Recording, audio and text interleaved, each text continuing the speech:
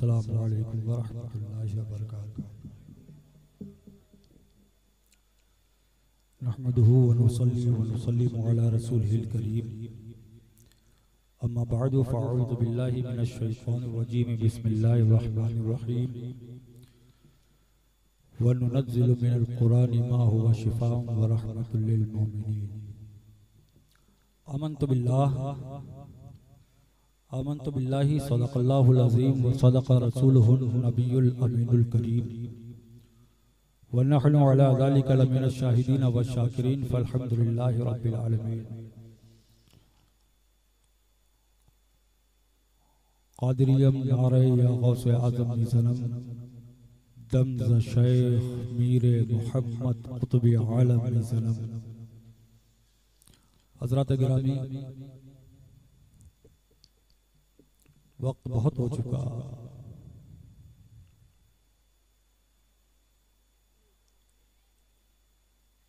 ये तकरीर का सही में ये वक्त नहीं है। कोई और जगह होती, कुछ और हालात होते तो रात में 4 बजे तक भी तकरीर होती। मजबूरी यह है, आप में से शायद कोई नहीं जानता कि शेख तरीक़त शहज़ादे हुजूर फातिह बिलकिराम पीर तरीक़त हज़रत अल्लामा सरकार सैयद बादशाह हुसैन वास्ती क़ादरी दामत बरकातुहुल आलिया की तबीयत सही में बहुत ख़राब है, अलील। ज़्यादा देर इनको बिठाया नहीं जा सकता। सुबह 6 बजे से हम भी बैठे हैं, हजरत भी बैठे हैं। माजरत चाहेंगे उलमाए किराम से, पहली तकरीर के लिए लाके मुझे यहाँ बिठाया गया। बस बैठा हूँ, रात का 2 बज रहा है, सुबह 6 से 2 बज गया। मैं कोई लंबी चौड़ी बात नहीं करूँगा। बड़ी मोहब्बतें हैं, आपकी मोहब्बतों का बहुत अच्छा सिला दिया आपने हमें। दुरूद पाक पढ़ने। अल्लाहुम्मा सल्ली अला सय्यिदना व मौलाना मुहम्मद मादिल जुदी वल करम व अला आलिहि व अस्हाबिहि बारिक व सल्लिम सलातु व सलामुन अलैका या रसूलल्लाह सल्लल्लाहु तआला अलैहि वसल्लम। तबानी भाई देखो, तकरीर के लिए जुब्बा और इमामा जरूरी नहीं है। 80% नहीं कहता, मैं 99% कहता हूँ मेरी तकरीरें बगैर जुब्बे इमामे को। एक मतला, एक शेर जो अल्हम्दुलिल्लाह मैंने लिखा है। मैं शेर व शायरी करता हूँ तो मैं लिख लेता हूँ। तकरीर तो हो चुकी जो होना थी। बहुत शानदार तकरीर हज़रत अल्लामा मुफ्ती सुल्तान रज़ा साहब की बहुत शानदार तकरीर हुई। यकीन मानिए अब उसके बाद में किसी तकरीर की जरूरत नहीं है। शेर ये है कि हौसला देख कर कलंदर का। शायरी अगर हो, 5 साल 4 साल पहले हम यहाँ बोल गए हैं। हौसला देख कर कलंदर का कांपता है जिगर समंदर का। हौसला देख कर कलंदर का कांपता है जिगर समंदर का। और या रसूल अल्लाह कब्र के वास्ते अता कर दें एक टुकड़ा बकी के अंदर का। कब्र के वास्ते अता कर दें। देखो ये बोलोगे सुभान अल्लाह तो शायद 5-7 मिनट बोल दे। मैं हजरत से कह चुका हूँ, ईमानदारी से बताऊं, मैं हजरत से कह चुका हूँ कि हजरत मुझे तकरीर नहीं करना है, मेरा बदन काम नहीं कर रहा है। 24 तारीख से शायद कोई दिन मैं खाली रहा हूँ, कोई दिन खाली नहीं है। कभी इन सरकार के साथ में, कभी पीरो मुर्शिद सरकार सैयद उवैस मियां साहब किबला के साथ में, कभी इनके शहजादे हुजूर शेख अनीसुल मशाइख सरकार सैयद अनस मियां साहब किबला के साथ में, कभी अलग करम है। हौसला देखकर हौसला देखकर कलंदर का कांपता है जिगर समंदर का। कब्र के वास्ते अता कर दें एक टुकड़ा बकी के अंदर का। और शेर ये है कि चांद जैसा चमकता रहता था, ऐसा चेहरा था फख्र अजहर का।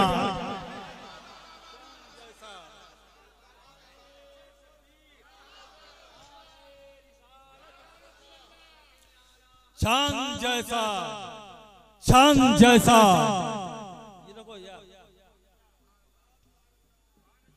चांद जैसा। आपको क्या लगता है ये आवाज मामूली? चांद जैसा चमकता रहता था, ऐसा चेहरा था फख्र अजहर का। एक शेर की नाजुकी देखें, कर रहा है तवाफे दर पे हम,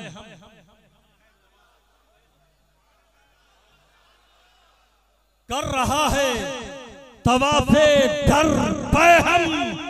क्या नसीबा है उस कबूतर का।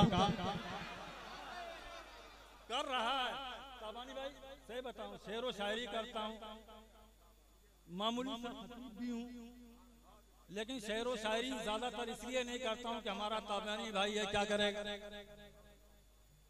बड़े बड़े ये क्या करना है। तो चांद जैसा चमकता रहता था, ऐसा चेहरा था फख्र अजहर का। कर रहा है तवाफे दर पे हम, क्या नसीबा है उस कबूतर का। और देखते हैं आगे से लेकर पीछे तक, दाएं से लेकर बाएं तक, जिसने अभी तक शायरी नहीं समझी होगी इंशाअल्लाह अब बोलेगा।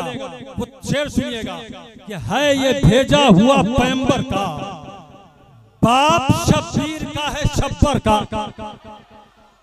है ये भेजा हुआ पैगंबर का, बाप शब्बीर का है शब्बर का। लाखों मरहब में काना फूसी थी, वार रोकेगा कौन हैदर का।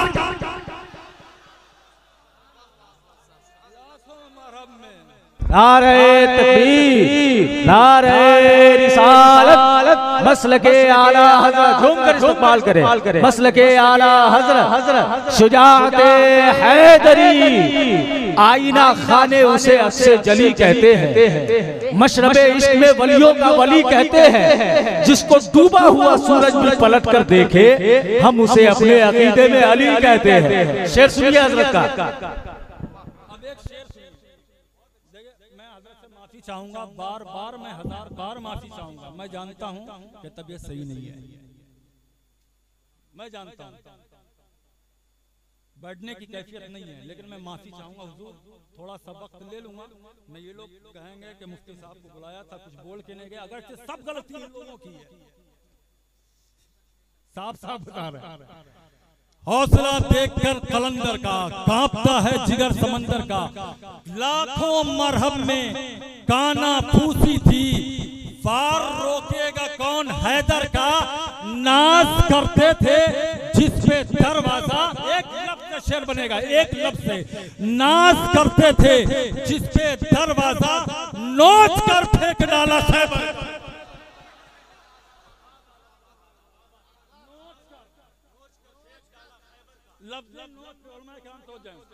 नोच कर फेंक डाला खैबर का।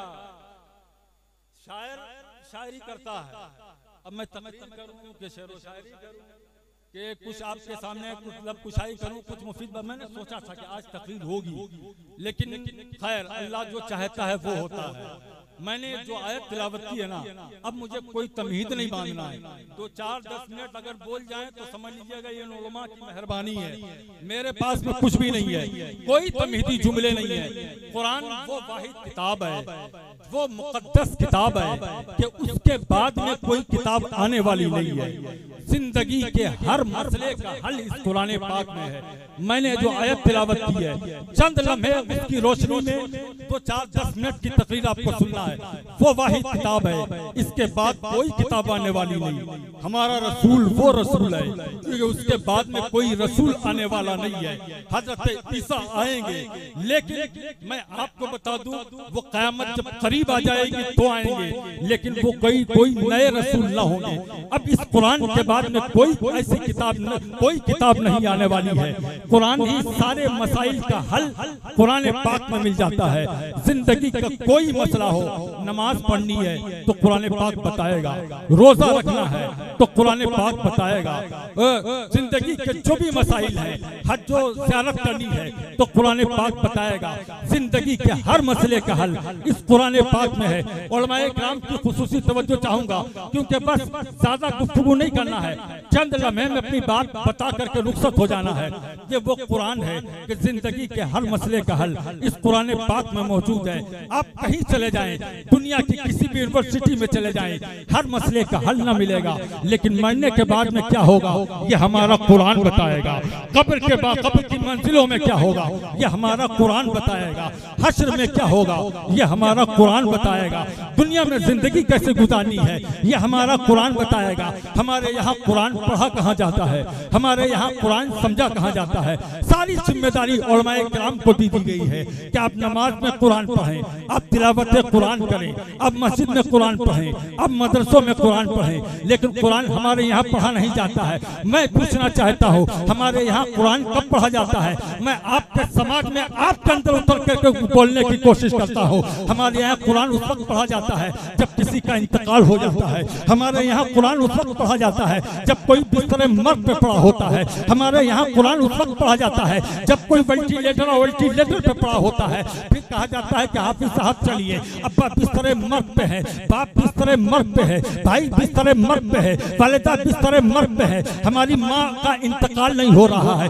बाप का इंतकाल नहीं हो रहा है, 1 महीना गुजर गया, वेंटिलेटर पे पड़ा हुआ है, अब आसानी के साथ में दम निकल जाए। इसलिए आप कुरान पाक पढ़ दीजिए, कुरान को तिलावत हो जाएगी तो दम आसानी के साथ में निकल जाएगा। कोई मर जाए कुरान की तिलावत हो जाएगी तो इंशाअल्लाह बख्शिश हो जाएगी। कोई मर जाएगा फातिहा हो जाएगी उसके नाम की तो अल्लाह ताला उसको माफ फरमा देगा। हमारे यहाँ कुरान इसलिए पढ़ा जाता है कि दम आसानी के साथ में निकल जाए। सूरह यासीन पढ़ा जाए कहा दम आसानी के साथ में निकल जाए। उलमाए किराम मेरे जुमले की हिफाजत करेंगे। तारीख 7 जुमला उवैसी डंके की चोट पर मिंबरे रसूल से बोल करके जाने की कोशिश कर रहा है। कुरान पाक इसलिए नहीं था कि अब्बा का दम निकाला जाए, कुरान पाक इसलिए था कि पढ़ा जाए मुर्दा रूहों में जान,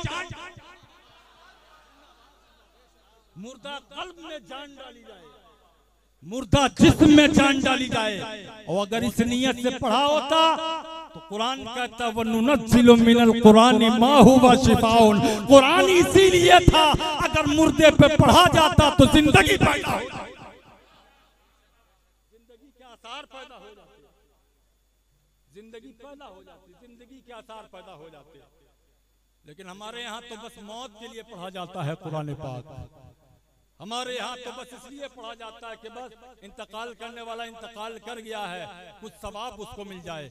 कुरान दिलों में उतारने के लिए था, ताकों की जीनत बनाने के लिए नहीं था। और फिर कब पढ़ा जाता है मुफ्ती साहब, पढ़ा कब जाता है वो भी बता दें। एक जुमला और एक हिफाजत कीजिएगा, कब पढ़ा जाता है? बाप ने जहेज दे दिया, कुरान पाक भी उसमें दिया, टीवी भी उसमें दी, फ्रिज भी उसमें दिया, वॉशिंग मशीन भी उसमें दी, बेड भी दिया, भाइयों ने सारा जहेज का इंतजाम किया। हाँ कुरान पाक भी दिया गया। बेटी आई ससुराल में कदम रखी, एक दिन गुजरा टीवी खोल करके चेक किया गया, दूसरा दिन गुजरा फ्रिज खोल करके चेक किया गया, सारी चीजें चेक कर ली जाती हैं। लेकिन कुरान को उठाया, मुकद्दस कुरान को ताक में रखा। अब वो कुरान बंद पड़ा है, 6 महीने गुजर गए हैं बंद है, महीना गुजर गया है बंद है, साल गुजर गया है बंद है। कब खोला गया? मुझे माफ करना, मैं ऐसी ही तकरीर करता हूँ। कब खोला गया? जब मियाँ बीवी में लड़ाई हुई तब कुरान पाक खोला गया। जब सास ननद में झगड़ा हुआ तब कुरान पाक में खोला गया। जब सास और बहू में लड़ाई हुई तो कुरान पाक को खोला गया। लेके आई लड़की और कहा अपनी सास से अब कुरान पे हाथ रख के कसम खाओ। तब खोला जाता है कुरान पाक, उससे पहले खोलने की कोशिश नहीं की जाती है। काश अपने घर में ऐसे ही कुरान खोलते जैसे हुफाज़े किराम मदरसे में कुरान खोलते हैं तो लड़ाई की नौबत ना, लड़ाई की नौबत ना थी भाई। और अगर लड़ाई हो जाती तो कसम खाने की जरूरत नहीं पड़ती, कसम नहीं खाने की जरूरत पड़ती। ये जो हुफाज़े किराम तशरीफ फरमा है, कुरैशी एहतशाम बैठे हैं। आप क्या समझते हैं? अल्लाह की कसम, इनकी शान ये है कि जिंदा तो जिंदा है, मुर्दों के कब्रिस्तान से गुजर जाएं तो मुर्दे बख्श दिए जाएं, मुर्दे बख्श दिए जाएं।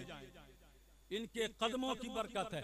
ले आओ दुनिया के बड़े से बड़े डॉक्टर को, ले आओ इंजीनियर को, ले आओ साइंसदान को, ले आओ मंत्री को, ले आओ विधायक को, ले आओ दुनिया के बड़े से बड़े पढ़े लिखे इंसान को। अब मुझे बता सकते हो कि डॉक्टर कोई बना हो, उसके बाप को कोई डिग्री दी गई हो? बेटा डॉक्टर बना हो, उसके बाप को कोई इनाम दिया गया हो? बेटा इंजीनियर बना हो, उसके बाप को कोई डिग्री दी गई हो?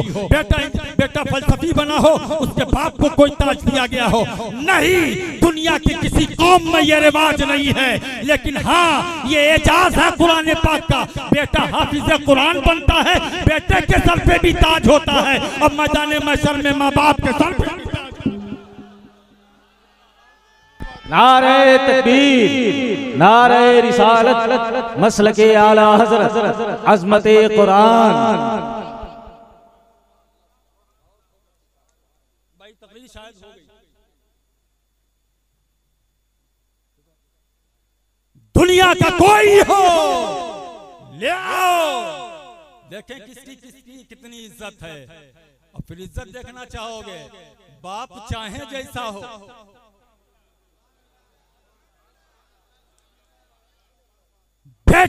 माँ चाहे जैसी हो, लेकिन हाफिज बना है ना बेटा, तो फिर इज्जत ये मिली है कि एक सूरज वो जो आसमान पे रोशन है, और एक सूरज वो जो गुनहगार माँ बाप के सर पे रोशन है। और हदीस मुस्तफा यह है कि सूरज और चांद की रोशनी को माँ बाप के सरों पे तो ताज होगा, वो उस रोशनी को मांद कर रहा होगा।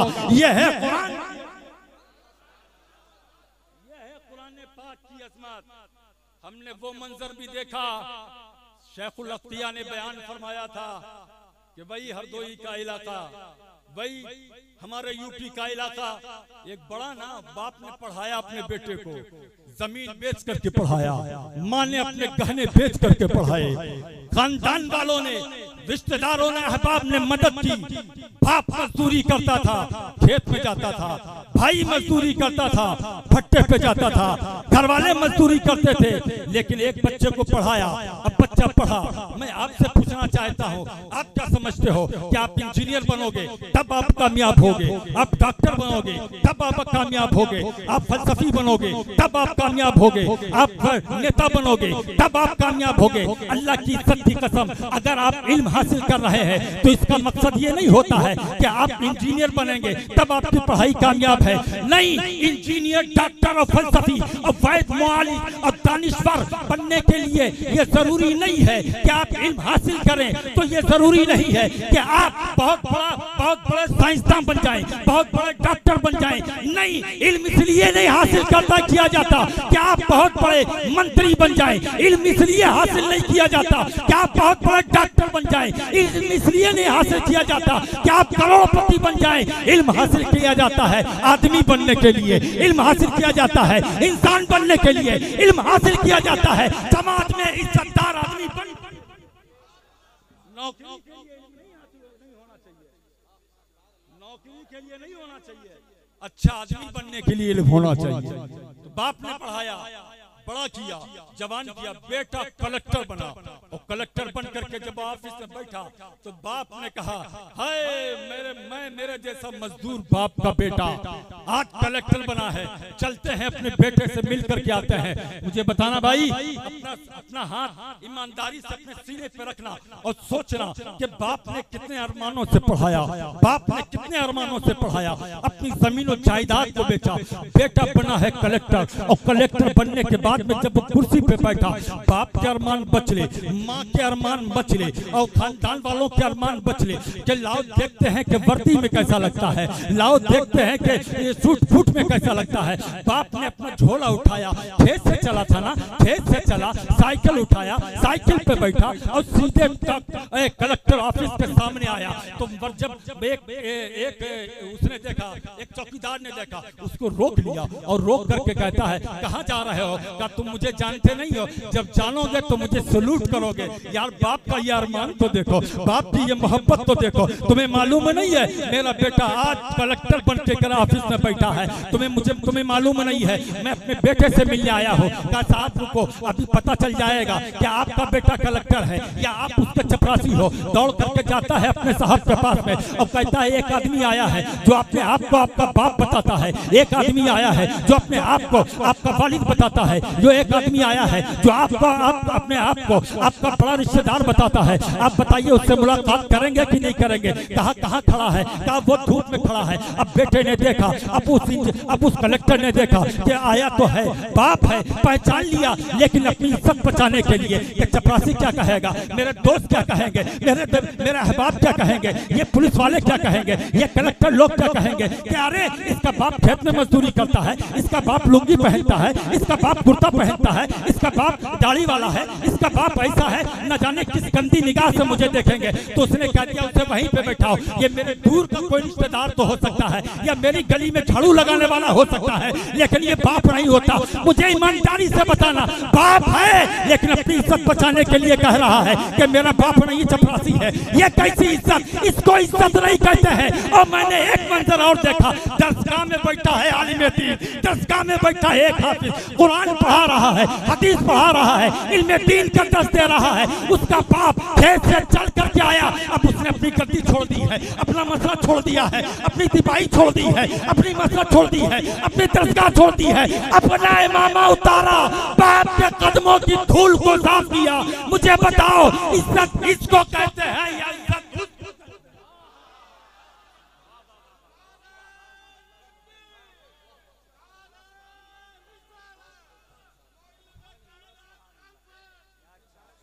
इज्जत ये नहीं है कि बाप को चपरासी बनाया जाए।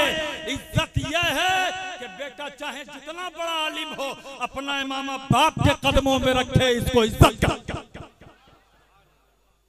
इसको कहा जाता है इज्जत। और बाप चाहे मजदूर हो, एक जुमला और सुन लो। मैं बैठता कुर्सी पे बैठ के बोलता और चपक करके बोलता, जम करके बोलता, लेकिन वक्त नहीं है मेरे पास में, टाइम नहीं है। मुझे हजरत की तरफ देखना है। आपके लिए तो मैं फिर कभी भी आ सकता हूँ, टाइम नहीं है। इज्जत वो नहीं है जो जमाना देता है, इज्जत वो है जो खुदा देता है। बोलो यार बोलो, हमारा बाप हो या तुम्हारा बाप, चाहे बेनमाजी ही क्यों ना हो, तवज्जो मादरत के साथ, माँ चाहे जैसी हो, चाहे वो तहज्जुद गुजार हो और चाहे वो गुनहगार हो, मैं आलिम बन जाऊं, मैं मुफ्ती बन जाऊं, मैं हाफिज बन जाऊं, मैं कारी बन जाऊं, मैं मुहद्दिस बन जाऊं, मैं वली बन जाऊं, लेकिन जन्नत रहेगी उसी गुनहगार माँ के कदमों के नीचे।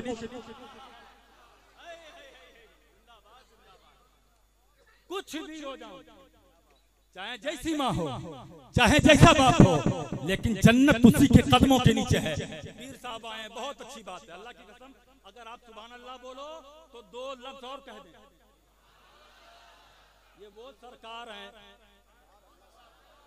ये वो सरकार है जिस घर की गदाई वक्त का इमाम करता है। इमाम आजम कितने बड़े इमाम हैं? इमाम आजम अबू हनीफा सारे सुन्नियों के इमाम। एक जुमला कहते हैं, आला हजरत के भी इमाम, सबके इमाम। वो कहते हैं लौलस सनतान लहलकन नौमान। अगर मैंने 2 साल इमाम हुसैन के बेटे हजरत ज़ैनुल आबिदीन, ज़ैनुल आबिदीन के बेटे हजरत इमाम बाकर, उनके बेटे हजरत इमाम जाफर सादिक, अगर 2 साल मैंने आले रसूल की दर की गुलामी न की होती तो अबू हनीफा हिलाक हो गया होता, अबू हनीफा बर्बाद हो गया होता। अबू हनीफा का इल्म से कोई काम में नहीं काम का नहीं रहता। अबू हनीफा को इतना इल्म है, सब कुछ है, वक्त का इमाम है, लेकिन कहते कि नहीं, मैं हिलाक हो गया होता अगर मैंने सोहबत हजरत इमाम जाफर सादिक की न पाई होती। मैंने कहा सरकार आला हजरत आप बताइए कौन आला हजरत? जुमले की हिफाजत करना। जब इल्मे गैब नबी पे सवाल उठे, जब इल्मे मुस्तफा पे सवाल उठे, मक्के की सरजमीन हो, बुखार की हिद्दत हो, बुखार की शिद्दत हो, जब मुस्तफा के इल्म पे सवाल किया जाए तो 6 घंटे के अंदर 250 सफ़े की किताब अरबी ज़बान में लिखे, वो उसको कहते हैं आला हज़रत। जो फतावा रिज़विया को लिखे उसको कहते हैं आला हज़रत। जो सुबहानत सुबूह को लिखे उसको कहते हैं आला हज़रत। जो 1000 से ज्यादा किताबों को लिखे उसको कहते हैं आला हज़रत। जो हिदायत के बख्शिश को लिखे उसको कहते हैं आला हज़रत। मैंने कहा आला हज़रत आप बहुत बड़े इमाम हैं, तो कहते हैं कि इमाम बाद में है, पहले आले रसूल के दर के गुलाम। अब यही पे जुमले की हिफाजत करना, चाहे तो इमाम आजम हो, चाहे तो सरकार आला हज़रत हो, जब तक आले रसूल के दर के गुलाम न बने थे तब तक के कमाल ना मिला था। आला हज़रत कहते हैं ऐ रज़ा ये अहमद नूरी का फैज़ नूर है, हो गई मेरी गजल बाकर कसीदा नूर का। क्या मिजाज मिला? मिजाज ये मिलता है कि जो आले रसूल के दर का गुलाम बनता है वही ज़माने का इमाम, वही ज़माने का इमाम बनता है। तो फिर मैं आपसे कहूंगा कि वो आला हज़रत हो तो वो भी इसी दर से हैं। मुफ्ती आज़म हिंद हो वो भी इसी दर से हैं, वो भी इसी दर से। महरारा शरीफ का खानदान हो वो भी इसी दर का, मसौली शरीफ का खानदान हो वो भी इसी दर का। ज्यादा दूर ना जाओ, हुजूर ताजुश शरिया बोलो यार, तकरीर लंबी नहीं करना। हुजूर ताजुश शरिया का जब विसाल हुआ ना, जब उर्से चहल्लम हुआ, चहल्लम उर्से चहल्लम की महफिल मुनक्किद हुई, तो जानशीनी का ताज तो रखना ही था उनके सर पे, कायदे मिल्लत के सर पे जानशीनी का ताज रखना है। बड़े बड़े मशाइख हैं मिंबरे रसूल पर, शामितुर रज़ा के मिंबर पर ताजुश शरिया के शहजादे को किसी का इंतजार है। नाम लेंगे तो वक्त ज्यादा होगा। बहुत बड़े बड़े उलमा, बहुत बड़े बड़े वक्त के इस वक्त के मुहद्दिस, मुफक्किर, पीराने तरीक़त, उलमाए किराम, मशाइख़ इज़ाम मौजूद हैं। लेकिन कहते हैं नहीं, मेरे बाप की जानशीनी का जो ताज रखेगा ना वो बिलग्राम का शहजादा रखेगा, वो बिलग्राम मुक़द्दस का शहजादा रखेगा। 2-2 घंटे इंतजार किया और ताज रखा गया जानशीनी का, तो सरकार बादशाह बिलग्राम के हाथों, सरकार मखदूम मिल्लत सैयद उवैस मुस्तफा साहब के हाथों। ये वो सरकार है। तो कहने का मकसद ये है, ये कुरान जिंदगी में उतारने की जरूरत, जिंदगी में लाने की जरूरत है। कुरान इसलिए नहीं था कि यार के खाली मुर्दों पे पढ़ा जाएगा, कुरान इसलिए भी था कि जो रूहें बीमार हो चुकी हैं उनकी शिफा के लिए कुरान पढ़ा जाता, जो जिस्म बीमार हैं उनके लिए कुरान पाक पढ़ा जाता। वक्त बहुत कम है मेरे भाई, यही कुरान पढ़ने वाले शान इनकी ये होगी। अभी निकले हैं ना, अभी तो हार पहनाया है आपने, बहुत हार पहना रहे हैं, वो दे रहे हैं, आप लिफाफा भी दे रहे हैं, नजराना भी दे रहे हैं, गिफ्ट भी पेश कर रहे हैं, अभी बड़ी इज्जत कर रहे हैं। और जब मस्जिद के इमाम बन जाते हैं तो फिर आप ही लोग बुराई करते हैं। जब मदरसे के मुदर्रिस बनते हैं फिर आप ही बुराई करते हैं। कद्र कीजिए इनकी, अल्लाह की इज्जत की कसम, ये अगर आंख खोल करके मुसल्ले पे खड़े हो जाते हैं ना तो नाइबे रसूल कहा जाता है। क्या कहा जाता है? क्या कहा जाता है? नाइबे रसूल अल्लाह। और आंखें बंद कर लें, गोशा नशी हो जाएं, एक हुजरे में आ जाएं, तो फिर कहा जाता है वलीउल्लाह। हज़रत इमाम आज़म, इमाम आज़म का वाक़या मुझे आपके सामने लाना है। और कुरान पाक अपनी जिंदगी में उतारिए, माँ बाप की कद्र करो भाई। जिंदगी इसलिए नहीं है कि हम बेराह रबी की जिंदगी गुजारें, जिंदगी इसलिए है कि सीरत मुस्तफा पे अमल करें। दो जुमले और आपको दे रहे हैं। सीरत मुस्तफा पे अमल इंसान को जमीन की पस्ती से उठाता है और जो सरैया की बुलंदी पे पहुंचाता है। मैं बताऊं आपको, यही हैदराबाद की सरजमीन थी। एयरपोर्ट से निकलने के बाद में जब गाड़ी आगे बढ़ी ना, सामने थोड़ी दूर 10-20-25 किलोमीटर चलने के बाद में अंदाजा हुआ कि असर का वक्त हो गया है, नमाज पढ़नी है। मैंने कहा मुजाहिद भाई जो साथ में लेकर के जा रहे थे, नमाज पढ़नी है। उन्होंने कहा हजरत बस पास ही में मस्जिद है, अभी नमाज पढ़वाते हैं। मस्जिद के सामने गाड़ी रोकी, लेकिन मंजर ये था कि एक आदमी रिक्शा ड्राइवर से लड़ रहा था। तवज्जो दीजिएगा, एक आदमी रिक्शा ड्राइवर से लड़ रहा है, मस्जिद के दरवाजे पे खड़ा है। मैंने पूछा भाई तुझे लड़ना है, किनारे हो जा, मस्जिद के दरवाजा खाली कर दे। तो कहने लगा कि हजरत मैं नहीं लड़ रहा हूँ। रिक्शा ड्राइवर बोला मैं नहीं लड़ रहा हूँ, ये लड़ रहा है। मैंने कहा क्यों लड़ रहा है? कि हजरत आप देख लीजिए मेरा चेहरा, मैं रिक्शा तो चलाता हूँ लेकिन मेरे चेहरे पे दाढ़ी है, मुसलमान हूँ। मेरे चेहरे पे दाढ़ी है, मुसलमान हूँ।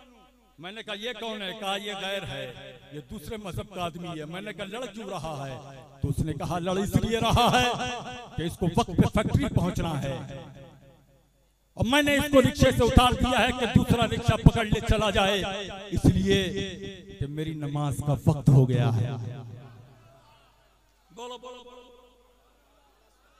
मेरी नमाज का वक्त हो गया, मैंने उतार दिया इसको। यार तुम्हारा ईमान क्या एक रिक्शा ड्राइवर से भी ज्यादा कमजोर? नमाज का वक्त हुआ, उतार दिया। कहा ये मुझसे लड़ रहा है कि मुझे पहुंचाओ। मैंने कहा फिर पहुंचाते क्यों नहीं? कहने लगे अगर मैं इसको पहुंचाने जाऊंगा तो मेरी नमाज कज़ा हो जाएगी। मैंने कहा है कि रिक्शे का किराया नहीं देता है तो ना दे, दूसरा रिक्शा पकड़ ले, लेकिन मैं नमाज नहीं छोड़ सकता। तो उस आदमी ने कहा, जो उसका सेठ था, जो रिक्शे पे बैठा हुआ था, वो कह रहा था ओ भाई तेरी नमाज छूट जाएगी तो कौन सा बड़ा पाप हो जाएगा, बाद में नमाज पढ़ लेना। अगर मैं वक्त में नहीं पहुंचा तो मेरा मालिक मुझे नौकरी से निकाल देगा। जो मेरे ऊपर मेरा मालिक बैठा हुआ है वो मुझे नौकरी से निकालेगा। तो रिक्शा ड्राइवर ने कहा ओ गरीब जरूर हूँ लेकिन ईमान बेचने वाला नहीं हो। तेरा मालिक तुझे नौकरी से निकाल देगा और मेरा मालिक कहीं मुझे जन्नत से निकाल देगा। तो बता मेरा क्या होगा? इसलिए रिक्शा पकड़ और जल्दी से चला जा। मुझे बताओ। मैंने कहा भाई तेरे ईमान पे तो बहुत बहुत लोग रश करेंगे, बड़ा शानदार ईमान है। कहने लगा मुफ्ती साहब दुआ कर दीजिए, दुआ कीजिए अल्लाह ईमान पे खात्मा करे, वरना आज ईमान तो कौड़ियों पे बिक रहा है, आज ईमान चुटकियों में बिक रहा है। एक साहब ने पास में फोन लगाया, कहा हजरत अब मुसीबतें इतनी हो रही हैं कि ईमान जाने का खतरा है, दुआ कीजिए कि अल्लाह दौलत दे दे, अल्लाह ऐसा कर दे, ऐसा वैसा है, अल्लाह वैसा कर दे। तो हजरत ने कहा यार इस दौलत के लिए ईमान इतना सस्ता है जो बेच देगा? ईमान इतना सस्ता नहीं है।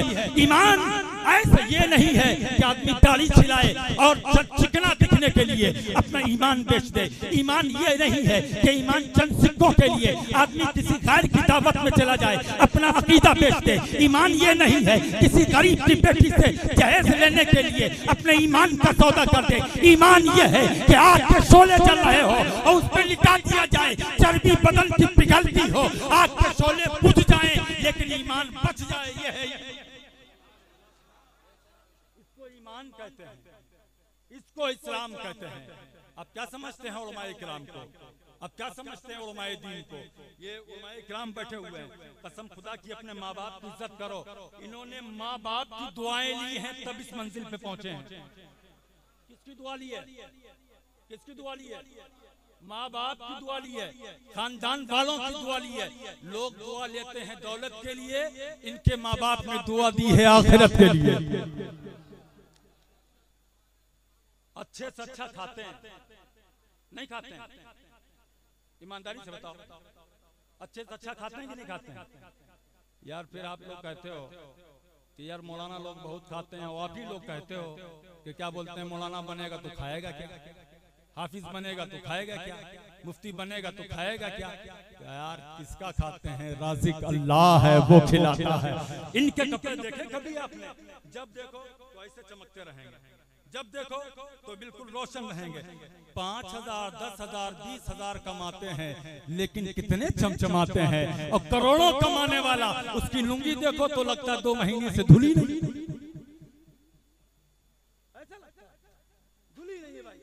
आखिर इनको ये सुकून कहाँ से मिलता है?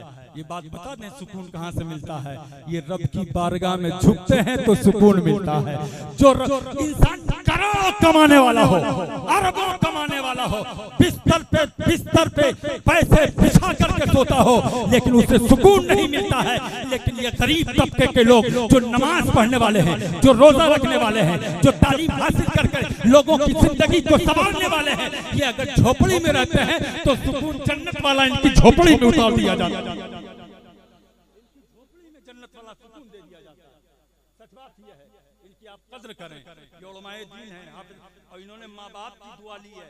अल्लाह की कसम, पीर साहब के पास मैं तो जब से आया हूँ ना यही देख रहा हूँ। हजरत के पास में, ये हजरत के पास में मैं आया हूँ जब से यही देख रहा हूँ। जो आ रहा है वो तावीज़ के लिए आ रहा है, जो आ रहा है वो दुआ के लिए आ रहा है, जो आ रहा है हजरत ये कर दीजिए, हजरत वो कर दीजिए, पानी पढ़ दीजिए। बहुत अच्छी बात है यार, हजरत से दुआ कराना बहुत अच्छी बात है। ये आले रसूल है, अल्लाह की कसम ये वो आले रसूल है जो जुमले की हिफाजत कीजिएगा, ये वो आले रसूल हैं जो दूसरों से भीख मांग करके उजाला नहीं लाते, ये उजाले की कान में पैदा हुए हैं। मांगा हुआ उजाला नहीं रखते। इनके दर से खैरात पाते हैं तो लोग बादशाह वक्त बन जाते हैं। हुमायूं जैसा बादशाह इनके दर पे रोटी मांग करके खाता है और दुआ लेके जाता है तो हिंदुस्तान का शहंशाह बन जाता है। तो जुमले की हिफाजत कीजिएगा। माँ बाप, पीर साहब से दुआ कराना बहुत अच्छी बात है, आलिम साहब से दुआ कराना बहुत अच्छी बात है, मुफ्ती साहब के हाथ चूमना बहुत अच्छी बात है। लेकिन मैं आपको एक जुमला दे करके जा रहा हूँ, वो मेरे भाई जरूरी नहीं है कि जो हम दुआ करें वो दुआ कबूल हो जाए, जो मुफ्ती साहब दुआ करें वो दुआ आपके हक में कबूल हो जाए, जो आलिम साहब दुआ करें वो दुआ आपके लिए कबूल हो जाए, जो पीर साहब दुआ करें वो दुआ आपके लिए कबूल हो जाए, जो गरीब नवाज की चौखट पे जाए वही दुआ आपके लिए वैसे की वैसे कबूल हो जाए। किसी भी अल्लाह वाले की बारगाह में जाएं, जरूरी नहीं है कि हर मुराद आपकी पूरी हो जाए, लेकिन नबी फरमाते हैं दुआउल वालिदैन का दुआई लंबिया, नबी की दुआ औलाद, नबी की दुआ जैसे उम्मती के हक में कबूल होती है, ऐसे माँ बाप की दुआ औलाद के हक में कबूल होती है। तो फिर अपने माँ बाप से दुआ कराओ, फिर अपने घर वालों से दुआ कराओ। बाप गुनहगार सही, लेकिन बाप हाथ उठा देना, उसके सफेद बालों पे अल्लाह रहम फरमा देगा, उसकी बोली पे अल्लाह रहम करेगा। माँ बाप हमसे दुआ कराइए। बस मैं शायद टाइम हो गया मेरा और ज्यादा ही हो गया, क्योंकि मैंने कोई मौजू नहीं बनाया था, कोई तमहीद नहीं बांधी थी, मुझे नहीं मालूम था क्या बोलना है क्या नहीं बोलना है। इमाम आज़म बोलिए सुभान अल्लाह। बस इससे ज्यादा नहीं बोलेंगे। इमाम आज़म एक वाकया बयान करें, छोटा सा मुख्तसर सा। इमाम आज़म इल्म जब होता है ना तो फिर उसकी चौलानियां दिखती हैं। एक आदमी इंतकाल करने वाला है, इमाम आज़म का दौर चल रहा है, एक आदमी मरने वाला है। अब वो अपने बेटे से कहता है बेटे तू जा, मैं तो मर जाऊंगा, लेकिन तेरी उम्र 10 साल की है या 11 साल की है, तू मेरा खजाना बर्बाद कर देगा। एक काम कर, आदमी सबसे ज्यादा एतबार अपने दोस्त पे करता है। मेरा फला बस्ती में दोस्त रहता है, लेके जाओ, उसे बुला करके लेकर के आओ। वो बच्चा जाता है, बुला करके लेके आता है, बिस्तरे मर्द पे है बाप, और कहता है अपने दोस्त से देखो मैं तो जा रहा हूँ, लेकिन एक काम करना, ये मेरा बेटा है, ऐसा ना हो ये मेरी दौलत जिंदगी भर की कमाई मिनटों सेकंडों में बर्बाद कर दे। एक काम करो, मेरी दौलत की रखवाली तुम करना, मेरे बच्चे का पालन पोषण तुम करना, मेरे बच्चे की तरबियत तुम करना, और जब मेरा बेटा सन्ने ब्लूक को पहुंच जाए, जब मेरा बेटा जवान हो जाए, जब इसकी अक्ल मुकम्मल हो जाए, जब इसके अंदर पूरा बातपन आ जाए जवानी का, जब ये होशियार हो जाए, जब इसका दिमाग तेज हो जाए, जब इसकी अक्ल मुकम्मल हो जाए, तो ये मेरा खजाना उसको दे देना। उसने कहा लिख करके दे दो कि मुझे क्या देना है। तो बाप ने कलम मंगवाया, कापी मंगवाई, कागज मंगवाया, कहा देखो मेरे अंदर ये हिम्मत नहीं है कि मैं अपने हाथों से लिख सकूं, लेकिन जो मैं कह रहा हूं वो लिख लो। अच्छा ठीक है साहब लिखेंगे। अब उसने लिखना शुरू किया, बाप ने बोलना शुरू किया कि देखो ये मेरा खजाना है, ये तुम अपने पास में रखो, और जब मेरा बेटा बड़ा हो जाए, जो तुझे पसंद हो वो मेरे बेटे को दे देना। जो तुझे पसंद हो, जो तुझे पसंद हो वो मेरे बेटे को दे देना। लिखने वाले ने लिखा, मरने वाला इंतकाल कर गया। साल गुजरा, 2 साल, 3 साल, 10 साल, 15 साल गुजर गए। बेटा जब मुकम्मल जवान हो गया, अपने बाप के दोस्त के पास में आया और आकर के कहता है चचा मेरे बाप ने बड़ी दौलत दी थी आपको, एक काम करें वो दौलत मेरे हवाले करें, इसलिए हवाले करें कि मैं बड़ा हो गया हूँ, इसलिए हवाले करें कि मुझे शादी करना है, इसलिए हवाले करें कि मुझे मैं अपनी जायदाद पे कब्जा करना है। उसने कहा बेटे तुझे दौलत में से बहुत कुछ नहीं मिलेगा, चंद सिक्के हैं जो झोले में डालकर मैं तुझे देना चाहता हूँ, ये ले और रफू चक्कर हो जा। उसने कहा ये ईमानदारी नहीं है, ये बेईमानी है। मेरे बाप ने इतना बड़ा खजाना आपके हवाले किया और आप मुझे चंद सिक्के दे रहे हैं। वो रोता हुआ काजी साहब के पास में पहुंचा और पहुंच के कहता है काजी साहब मेरा फैसला आपको करना है। मेरे बाप ने जिंदगी भर कमाया, लाखों करोड़ों अरबों रुपए कमाए हैं और जमाने में बड़ा नाम था मेरे बाप का, लेकिन मरने वाला मर गया। मेरे चचा और मेरे चचा यानी अपने बाप, मेरे वालिद के दोस्त को ये खजाना मेरा वालिद दे करके गया है और ये कहकर गया जो उसे पसंद वो मुझे दे दे। लेकिन जब अब मैं लेने गया हूँ तो मुझे खजाना नहीं देता, चंद अशरफियां देता है, वो भी एक झोले में डाल करके देता है, एक बोरी में डाल करके देता है। काजी साहब ने कहा बुलाओ, उसे बुलाया गया, कुर्सी अदालत लगी, काजी अदालत में बैठा। ये बहुत दुखी जुमले हैं जो मैं दिल से बोलने की कोशिश करता हूँ और आप दिल के कानों से सुनो। अदालत लगी है, लोग आए हैं, दानिशवराने कौम आए हैं, बड़े बड़े लोग बैठे हुए हैं। काजी साहब ने कहा अदालत में फैसला पेश किया जाए। लड़के ने अपना मुकदमा दायर किया और मुकदमा जब दायर किया गया है ना तो उससे कहा तू उसकी दौलत क्यों नहीं देता। तो उसने कहा साहब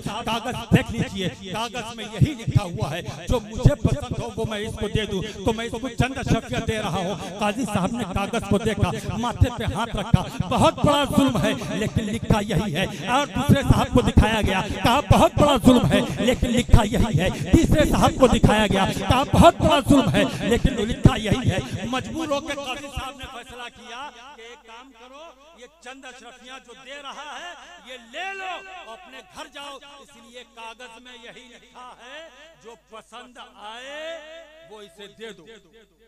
अच्छा फैसला हो गया, गरीब बाप का बेटा है। कहने लगा फैसला तो हुआ है और कागज में जो लिखा है उसी की बुनियाद पे हुआ है, लेकिन मेरा ईमान कहता है कि ये दुनियादार का फैसला है। चलो ना रसूलुल्लाह के दीन के सिपाही से फैसला कराते हैं, आलिम दीन से फैसला कराते हैं, हाफिज कुरान से फैसला कराते हैं। नजरे इंतखाब उठी तो वो इमाम आजम की साथ थी, इमाम आजम की साथ बाबरकत लेके गया अपना मुकदमा। हुजूर मेरे वालिद ने कागज में लिखा था कि जो इसे पसंद हो वो मेरे बेटे को दे दे। मुझे चंद अशरफियां थैले में झोली में डाल करके दे रहा है और बाकी सारा खजाना खुद रख रहा है। हजरत ने इरशाद फरमाया फैसला किसने किया कि फला बहुत बड़े तुर्रम खां हैं, उन्होंने फैसला किया है। कहने लगे फैसला गलत हुआ है, कुरान की रोशनी में भी सही नहीं हुआ है, हदीस की भी रोशनी में भी सही नहीं हुआ है। अक्ल का इस्तेमाल करना है। कुरान तुम्हारी फिक्र को मुखातब करता है, कुरान पाक तुम्हारे ज़मीर को मुखातब करता है। कुरान कहता है अफला ततफक्करून, कुरान कहता है अफला तुबसिरून, कुरान कहता है अफला ताक़िलून, कुरान कहता है तुम ज़मीन पे गौर करो, कुरान कहता है तुम आसमान पे गौर करो, कुरान कहता है तुम चांद और सूरज पे गौर करो, कुरान कहता है तुम फिजाओं पे गौर करो, कुरान कहता है समंदर की तुगयानी पे गौर करो, कुरान कहता है तुम जमीन पे गौर करो, कुरान कहता है तुम अकल से काम क्यों नहीं लेते, कुरान कहता है तुम समझ से काम क्यों नहीं लेते। इमाम आज़म ने कहा वो समझा नहीं है, फैसला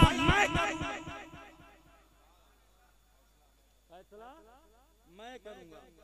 भाई सही बात तो ये है कि दुनिया की अदालत उस वक्त फैसला करती है जब गरीब के चक्कर अदालत के लगाते लगाते जनाजा चक्कर लगाते लगाते जनाजा उड़ जाता है, लेकिन आलिम दीन जो फैसला करता है वो कुरान की रोशनी में करता है, हदीस की रोशनी में करता है। हम फिर मैं एक जुमला दे रहा हूँ, हिफाजत कीजिए। दुनिया की अदालत में जाओगे तो जुल्म और सितम होगा, कुरान की अदालत में आओगे तो इंसाफ कुछ नहीं मिलेगा। वो आया कहता हुजूर आप फैसला करें, कब बुला के लाओ बेईमान को, चोर को, चुट्टे को बुला करके लेके आओ। बुलाया गया, अदालत लगी, कुर्सियां लगी, सब बैठे। हज़रत इमाम आज़म ने कहा लेके आओ वो चिट्ठी, समझो लीजिएगा, चिट्ठी लेकर क्या, जब चिट्ठी लेकर के आया, कागज लेके आया, इमाम आज़म ने कहा पढ़। अब उसने पढ़ना शुरू किया।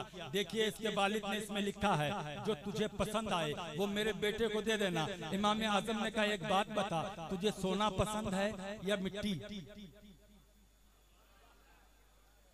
कहने लगा सोना। अशरफिया पसंद है या ठकरी? कहने लगा अशरफिया। हज़रत ने फरमाया फिर पढ़, इसमें क्या लिखा है, जो तुझे पसंद हो। समझिएगा, जो तुझे पसंद हो। का तुझे क्या पसंद है? कहने लगे हम पूरा खजाना लेना चाहते। इमाम आज़म ने कहा जो खजाना तू लेना चाहता है वो इस लड़के को दे, क्योंकि यही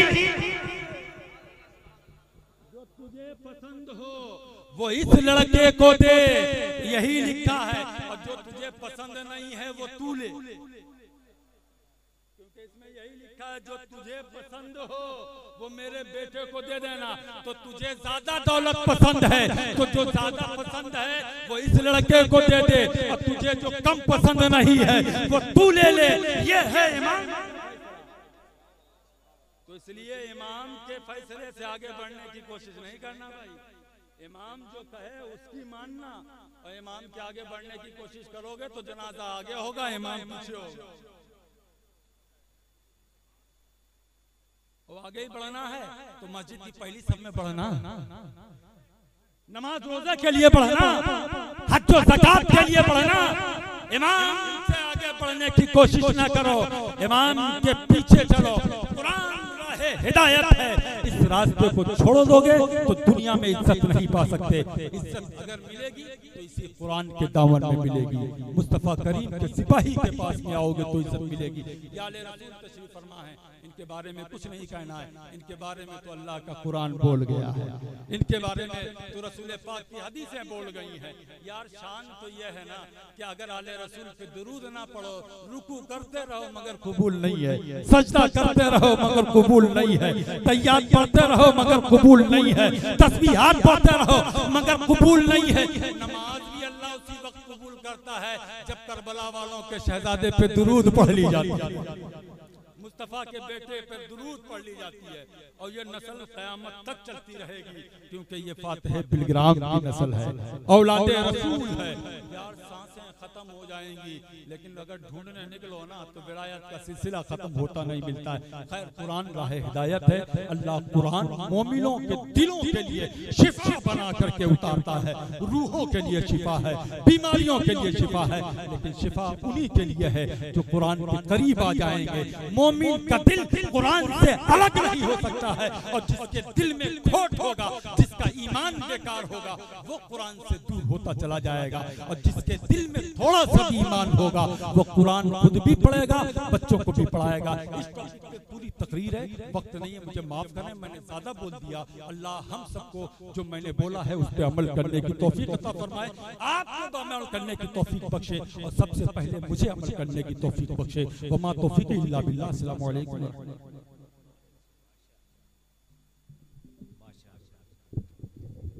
सुभान अल्लाह, बहुत अच्छी गुफ्तगू हजरतुल अल्लाम की आपने समाअत की।